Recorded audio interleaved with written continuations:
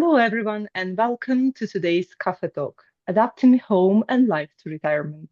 As people with bleeding disorders live longer and healthier lives, retirement becomes not just a milestone, but a new phase to prepare for carefully. It's a time to rethink our routines, adjust our living spaces, and ensure we stay healthy, active, and independent. I'm delighted to be joined today by Dr. William McKeown, a geriatrician with extensive experience supporting older adults with chronic conditions, and Claire Forde, an occupational therapist who helps people adapt their homes and daily activities to live safely and comfortably. Thank you both for being here. My name is Daria Camilli, and I'm the Education and Communication Manager at the European Haemophilia Consortium and the host of this program. Claire, my first question goes to you.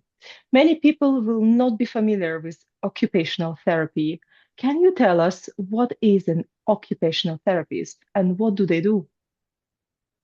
Thank you. Well, as an occupational therapist, or OT is a shorter version for you, Daria, my role is really to understand how people manage their everyday tasks, activities, or we do refer to them as occupations. And that's obviously the term that refers to all the roles, the routines, the activities that give structure and purpose to someone's day.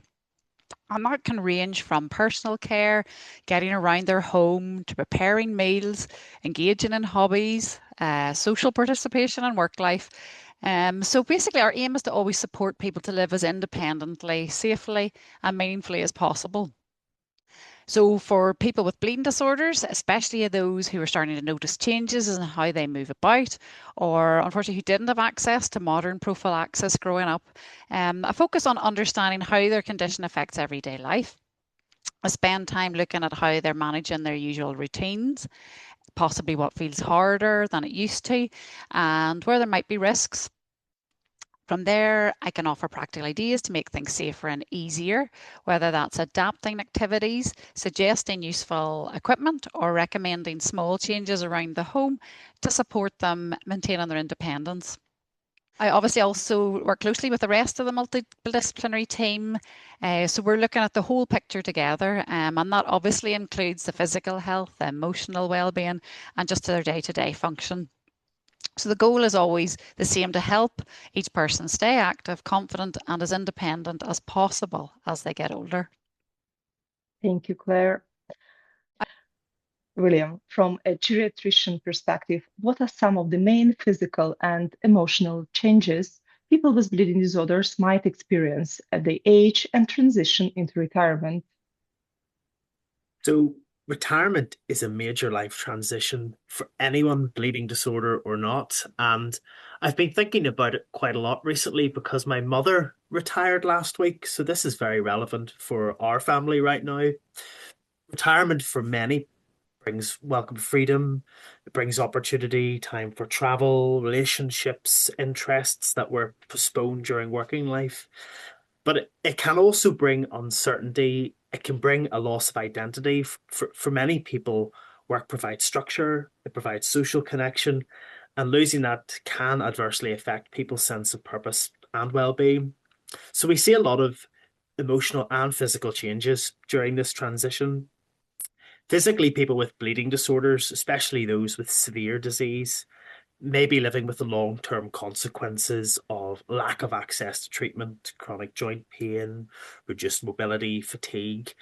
And these can limit activity at a point just when people are hoping to be more free and more active. And emotionally, there can be challenges as well. So, retirement might coincide with concerns about declining function, decreasing independence, fear of future health deterioration. So, for many people with bleeding disorders, whose working life was already shaped by illness, retirement also can feel less like a choice and more like a loss of control. So, we have data on bleeding disorders specifically. So, looking at the probe study, we know that people with bleeding disorders are significantly more likely to leave work early because of ill health. In fact, in one analysis, only 4% of people without bleeding disorders reported early retirement due to ill health, compared to almost half of people with bleeding disorders. Um, so this has clear implications for financial security identity, and psychological well-being. But there is a hopeful message here as well, because a lot of this represents historical disease burden, and with modern treatments, access to care having improved, future generations with bleeding disorders are likely to age with much better physical function and much more choice around retirement. But for those retiring today, a lot of physical and emotional transitions are real, and these need to be both anticipated and supported. Thank you. Claire, when people's routines change after retirement, perhaps they are less active or spending more time at home. What kinds of adjustment do you notice in their daily lives or home activities? Well, as William said, retirement is a huge life change. And for many people, it means having more free time and spending more hours at home. But the impact of this transition can be different for everyone, and it depends on the age when they retire and their general level of mobility, health, and daily function at that time. So, without the usual work routine, some people notice they haven't paid as much attention to before to things like stiff joints, aches and pains, or they're feeling more tired when trying to get things done. Everyday tasks can start to feel just slower or harder. For example, when you're maybe standing to cook, it might become more uncomfortable. People might find themselves doing less of certain activities, um, such as cleaning and gardening, or DIY, or home maintenance, shopping, carrying laundry, going up and down the stairs, all these daily activities. I mean, it can extend to things like activities like walking the dog, caring for grandchildren, or taking part in sports or community groups. All that can start to feel just a bit more tiring or harder to keep up with. So retirement can also mean losing the natural movement and the social contact that work provide. And this can affect motivation, energy levels, and just general overall well-being.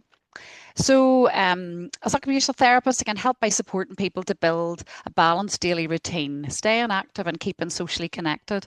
And I guess a big focus on helping people continue doing the things that matter to them, because that's just different for all of us.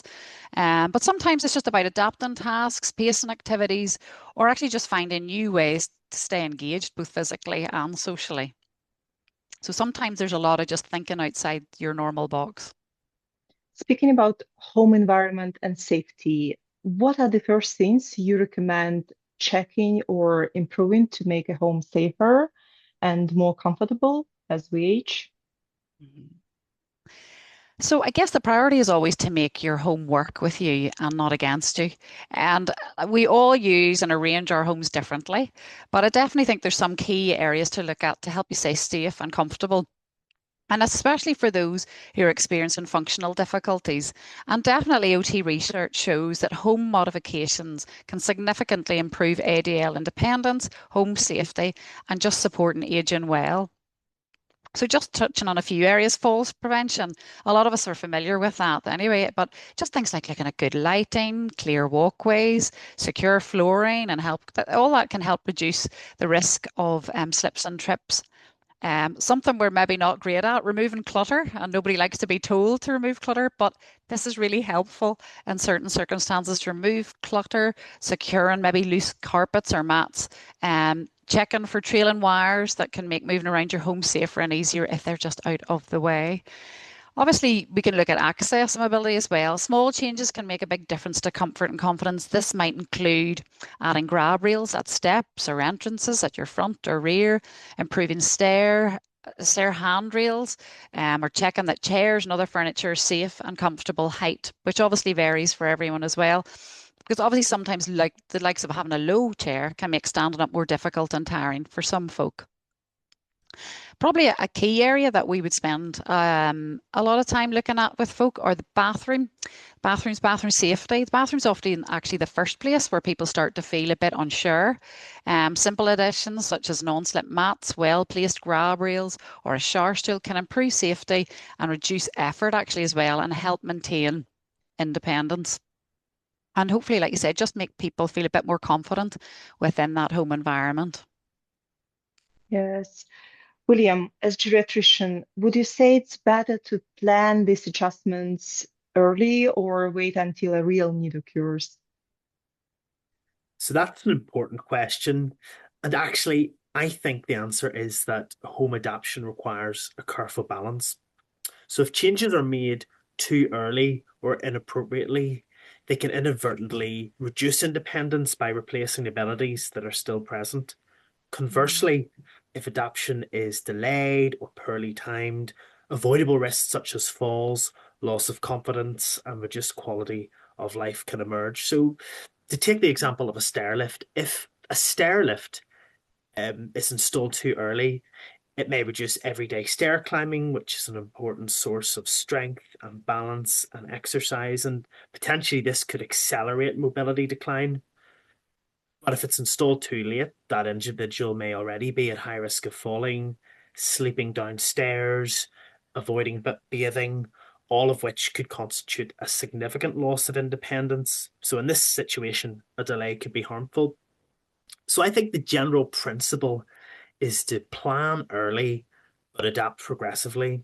So initial adaptations should support your existing function rather than compensate for a loss of function. So, for example, looking at the stairs, the first thing you might do is add a second stair rail. That can help somebody to continue to use the stairs, continue to get that strength, exercise, and balance, but make it more safe, help them retain mobility. And that might be a better first step than a stair lift. So, adaptations, they should be triggered by changes in function rather than simply age alone. Certainly, early warning signs that you should think about doing this are increasing effort, you're choosing to avoid activities, for example, going up and down the stairs, you're having falls or near falls, or you're growing more and more reliant on other people for daily tasks such as shopping. I think the aim is to act when risk and uncertainty begin, but before the independence is lost, and always acting to support existing abilities. Thank you. When you were talking, it made me think about the podcast that we have as part of this Aging Well program. And we just made a podcast with Jim O'Leary and Yannick Collet, where Jim was telling us about big renovations that he did when he bought a house in Ireland. And of course, it is not always possible to have big renovations. So I wanted to ask Claire about some small, affordable changes that others can do when someone starts to decline, physically. Probably you can share some tips with us. Yeah. Well, yeah, there's actually quite a lot we can do before thinking about bigger home adaptations, which can be expensive depending on where you live as well and what grants are available and different things. But for some folk, it's going to be a really difficult option. So we've already touched on a few ideas, but here's some just simple changes that often make day-to-day life a wee bit easier. I mentioned before about seating, raising the height of your favorite chair. None of us like to lose our favorite chair. So sometimes, that's a really hard one to even negotiate. But thankfully, sometimes you can adjust the furniture you have. For instance, for a chair, you can put furniture ranges underneath, maybe change the cushion that's on it as well. Basically, you are just looking at a well-supported armchair that suits your needs. And again, if you're in the position where you can purchase something, you're looking at the seat height, the rise and climb options, the arm height, and fabric that's on the chair as well. All these things makes a difference to that seating. Using a perching stool, sometimes just for folk in the kitchen tasks, so you're not standing for a long period of time. You're not putting extra strain on your knees and ankles. So if you think you're getting out of peeling the potatoes or anything like that, you're not. You can be sitting at that sink working away still. We have always touched on adding a second banister in the stairs. Again, William, totally right. It can be a real boost to balance and confidence. And the last thing we want to be doing is taking away mobility. We want to keep you safe, but at the same time, we just don't want you to be losing that muscle bulk that you have. So a second stair can be a really helpful option. There's lots of little small gadgets out there. I think we all see them now in department stores everywhere we are. There's like simple kettle tippers, jar openers, long-handled reachers, things that just help you to avoid being in awkward positions. And obviously sometimes as well, just with, especially looking at those small aids in the kitchen, the strength in your hands and things like that can be really tricky for folk. So small leads can really do have a good place for that. Obviously, you can be reorganizing your home. So the things you use most, making sure they're easy to reach. Again, the kitchen's probably a prime place for that, putting things that you're not having to get down and bend to, or you're having to stretch, or you're having to climb, or heaven forbid you try and get a wee step ladder out to get on, to get up to get. Again, which at times can, really increase that risk of falls, especially if your balance isn't good. So small tweaks can make everyday tasks feel safer and just that wee bit more manageable. And they often help people stay independent for longer without needing more expensive or actually, as you mentioned, the major adaptations. That's great. Thank you. And very practical. Let's talk about staying active. Something we all know is important, but we feel complicated, or it can also be very challenging for people with bleeding disorders. So, William, what kind of physical activity do you recommend for older adults with bleeding disorders to stay healthy while avoiding injury, falls, we discussed them, or bleeds?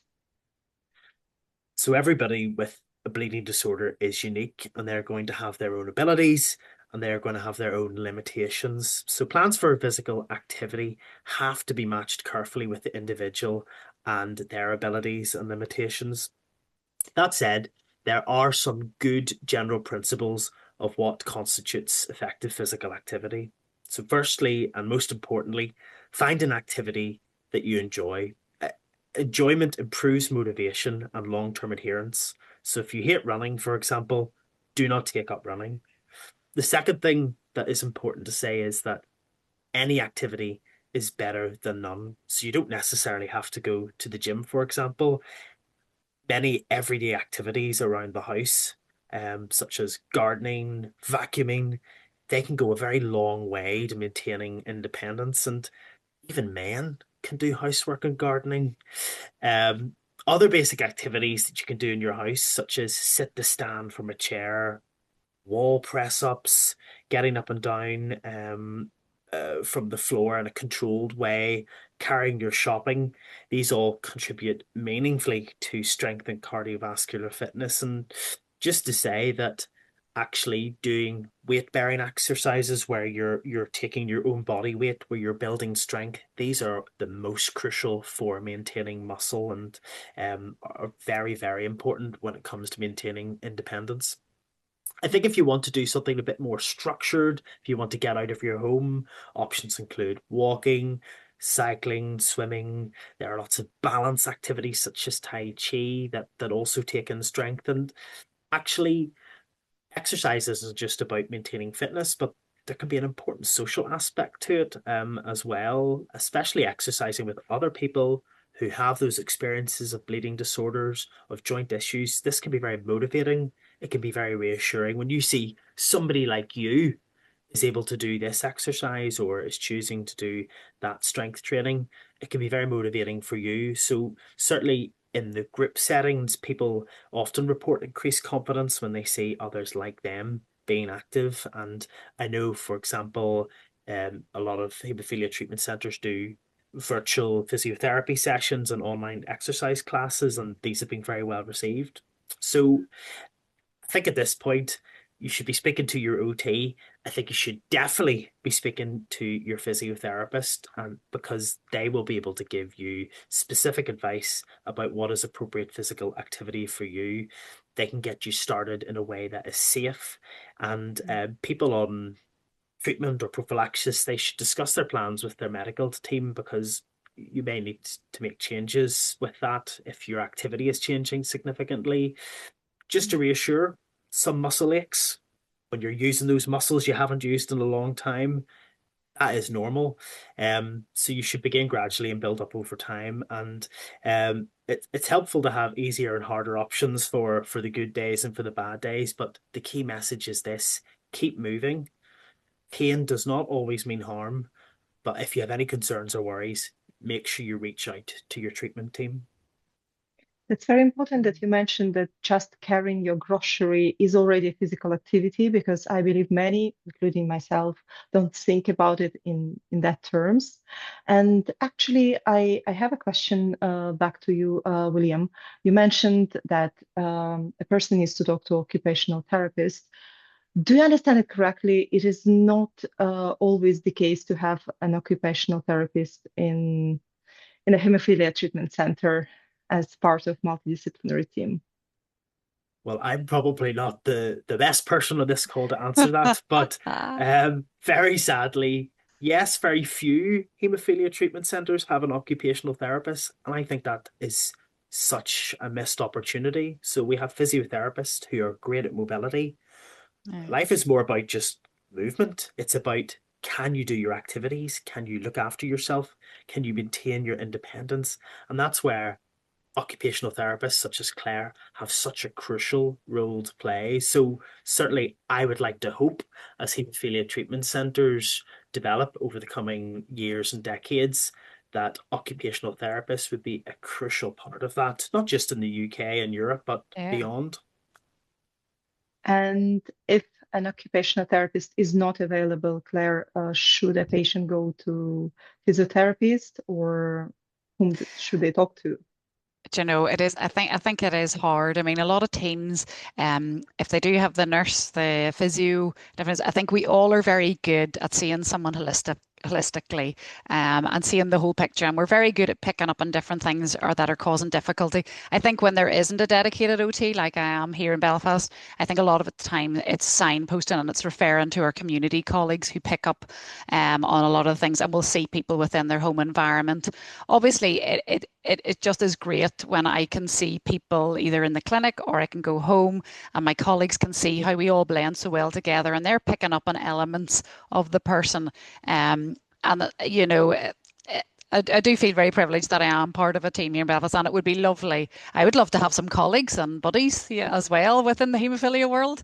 But you know, I can appreciate that it's, you know, there's a lot of constraints on centres as well, and finance and whatever. But definitely, at least I can say with full confidence, in your current centre with the team that are there, everybody does think holistically. Yes, they mightn't be able to follow things through just as thoroughly, and they have to refer on, but they definitely are very aware of all of the needs that our patients are having.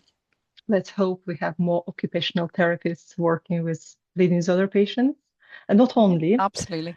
And my follow-up question actually goes to you, Claire.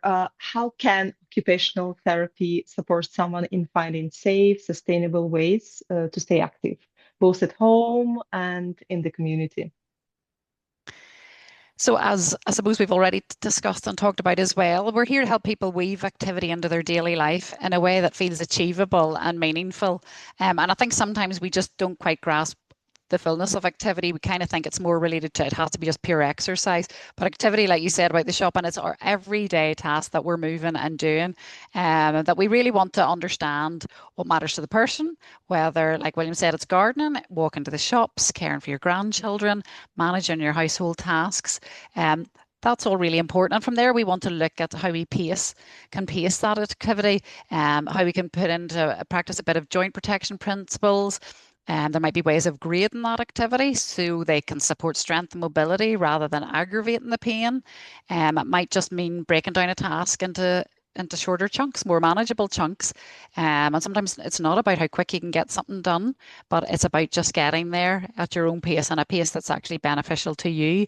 Alternating heavier activities with lighter ones, or just actually adjusting the environment so tasks require less effort. So the aim is really to make movement just part of everyday life. And that's why I think we work so well with physio as well, because we really are just wanting to see people being safe, having fun, but doing stuff that's sustainable. Because I think we mentioned earlier about, if you don't enjoy something, we know if we don't enjoy something, you are so much less likely to keep up with it. I mean, if we were to ask about January, who's kept up with all those things they were going to do in January and groups are going to join, it can sort of tail off if we don't have that enjoyment there, and the support, I think, of others. And that's where haemophilia centres are wonderful at supporting our patients as well and engaging with a wide range of activities. So we can help people identify local groups as well, community centres, volunteering roles, low impact activities that match their abilities. There's also social prescribing. I don't know if you've heard of that. Somebody's here in Northern Ireland, which connects people to community supports that improve well-being. So in particular, people with chronic health conditions and people who feel socially isolated and lonely, these are great resources that we have in our community around us. So I mean, again, we're fortunate to have a lot of these community links here in Northern Ireland, but we have to proactively seek them out as well. I think we're all maybe a wee bit better at waiting for things to come to us and for people to come to us with suggestions. But sometimes, we have to have that wee bit of motivation to push us forward into thinking a wee bit more about what's out there. Thank you. I would like to speak a bit more about emotional well-being. As I mentioned, we have accompanying podcast, and Yannick mentioned, and she stressed actually a lot, daily routines and emotional support that is needed for a person who enters retirement. So, William, some people, I know others as well, they say that they lose a sense of purpose. Not Yannick, actually, or connections when they stop working. How does this affect overall health in older adults with chronic conditions?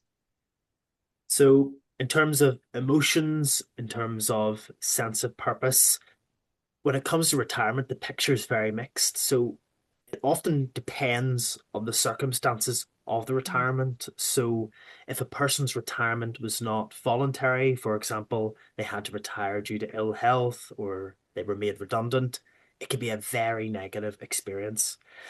Equally, a very poorly thought out retirement with no plans to maintain purpose, activity, social connections, this too can be harmful.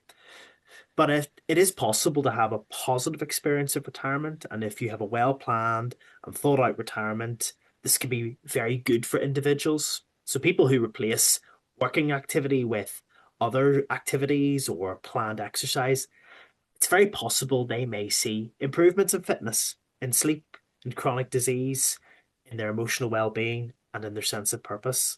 And retirement may also improve well-being by reducing stress, by reducing time pressures, and by reducing burnout. So I think the bottom line is this: retirement, it can be good or bad for your emotional well-being.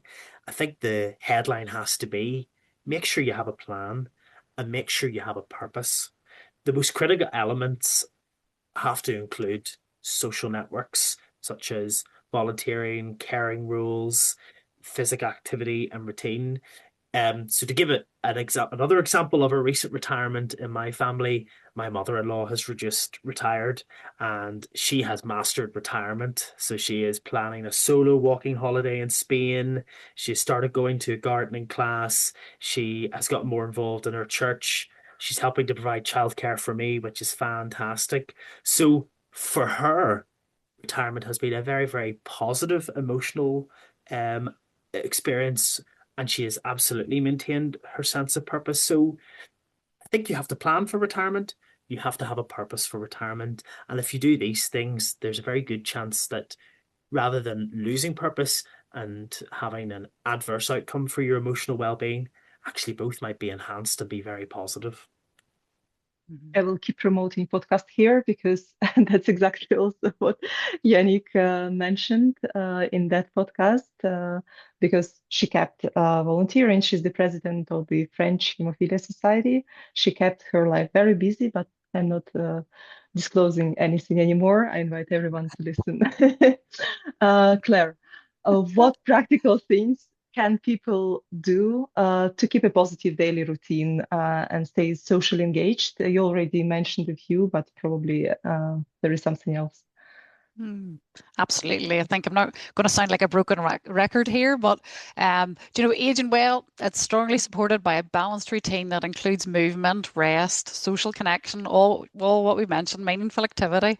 And do you know, routine is incredibly important, especially if mobility becomes more limited. There's things that we can do, and the things that I would encourage to build into a weekly routine. I mean, we are definitely singing the regular activity sheet here. But listen, it can be anything from even short daily walks, swimming, gentle stretching, chair-based activities for those with mobility limitations in particular, light household tasks, gardening. And actually here in Belfast, we recently ran a gardening group with our local conservation volunteers, which was really beneficial for people. We know it's good to get outdoors and connect with nature and the environment around us. And the benefits of that have proven just to help physical and obviously our mental health as well. And just talking about pleasurable, meaningful occupations, hobbies, creative activities, or roles that give us a sense of purpose. I have a lady at the moment who continues to attend her art class at the age of 87. Yeah, 87. And she gets a taxi there and back every week without fail. And that brings her so much enjoyment. It's like most things, sometimes we don't feel like going out, or we could be easily, especially here when it's raining all the time at the moment. That's definitely not helping anybody's motivation to get out and to engage with people. Um, but the benefits are really outweigh a lot. Again, I'm just reinforcing the social connection. It's hugely important. Humans are wired for connection. And again, research shows that reduction in social isolation can significantly improve quality of life. So consider joining community groups, online meetups, men's sheds, faith groups, or patient organised events, of which there's such a great variety of patient organisations. Um, Strengthen social networks and community involvement. And William, you mentioned about planning ahead. That's really important as well as when you're thinking about your routine and arranging visits and phone calls and outings. And actually, a planned week can make days feel more purposeful. For some folk, it actually even can reduce anxiety and actually can reduce a little bit of forgetfulness when we're planning, especially so you don't miss your haemophilia review appointments. Had to get that in.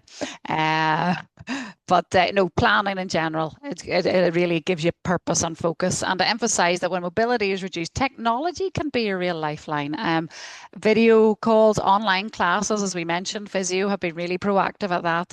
Again, keeping people staying engaged and connected is just huge. As someone who lives in Belgium and it rains a lot here, I can relate. I don't want to go out when it rains. It's really a struggle. So I can really confirm that. William, let's talk about something less positive, let's say, because you focused before on staying proactive together with Claire on creating a plan for retirement.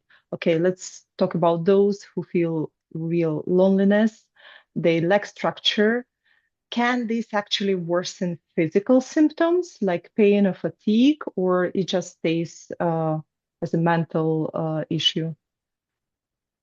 So I think we are living through a loneliness epidemic. So to give an example of this, in the United Kingdom, about 1 million people every month do not speak to another friend or family member. So that is a pretty stark reality for those individuals. Many of them are older people, so it's certainly something that correlates with growing older. And we know that loneliness is bad for your health. So geriatricians often say loneliness is the new smoking.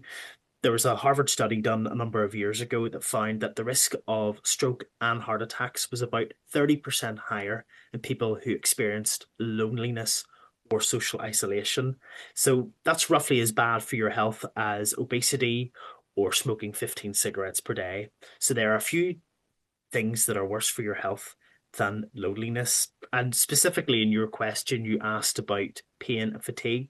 We know that loneliness can worsen both of these phenomena. So both pain and fatigue, these are complex and they are multifactorial symptoms.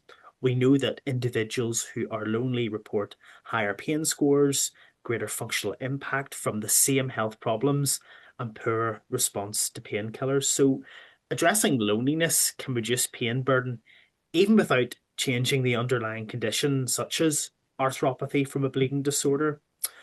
Now, what I'm not saying is loneliness creates pain. That's not true, but it does turn the volume of that pain up by weakening pain inhibition, by increasing perception of threat, and reducing emotional buffering. So, this is where I think doctors aren't so good. And this is where patient organisations become so important. So, meeting other people with bleeding disorders who can understand your experiences because they have faced similar challenges can be so important. And I think this is true, especially for many older men with bleeding disorders who, probably in part due to their condition, maybe haven't had the chance to get married, maybe haven't had the chance to have children. So for them, a patient organisation or national member organisations, they can be a lifeline. And I think one of the key messages today has to be, if you're older or if you're retiring, get involved with your patient organisation because that is a crucial source of connection and social support.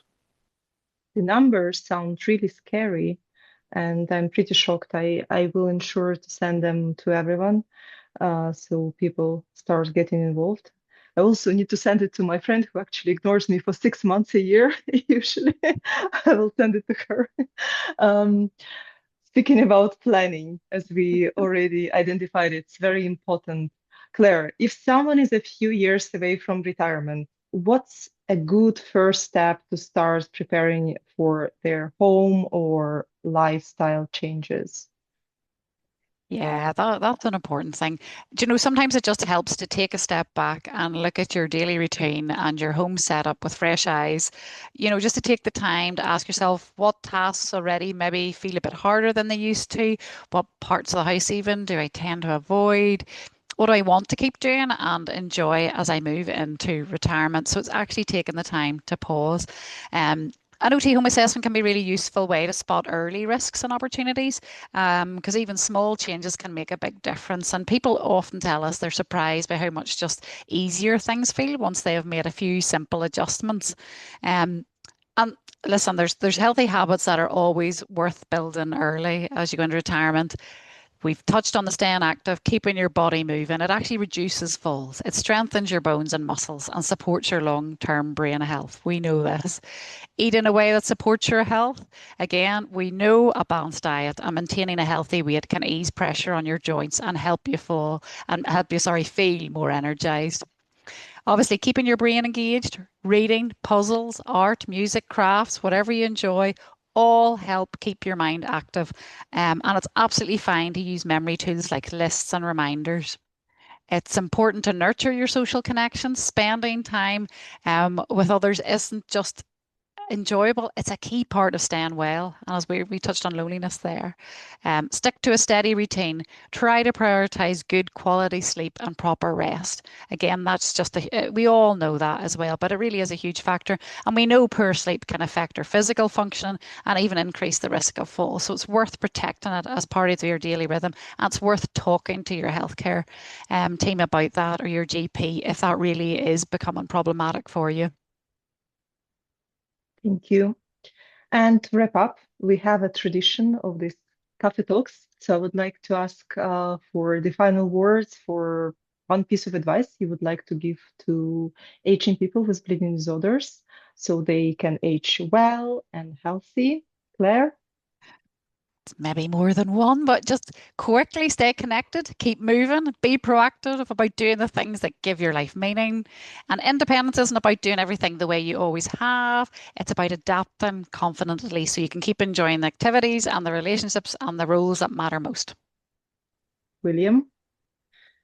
My message would be, make sure you have a purpose, be it hobbies, friends, or family, and do what you can for as long as you can, even if you need help to do it.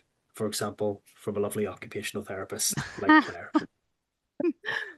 Thank you both. That was incredibly valuable. I think today's discussion highlighted a few key points. Plan early, make your home work for you, keep moving safely, and stay connected, both socially and with your healthcare team.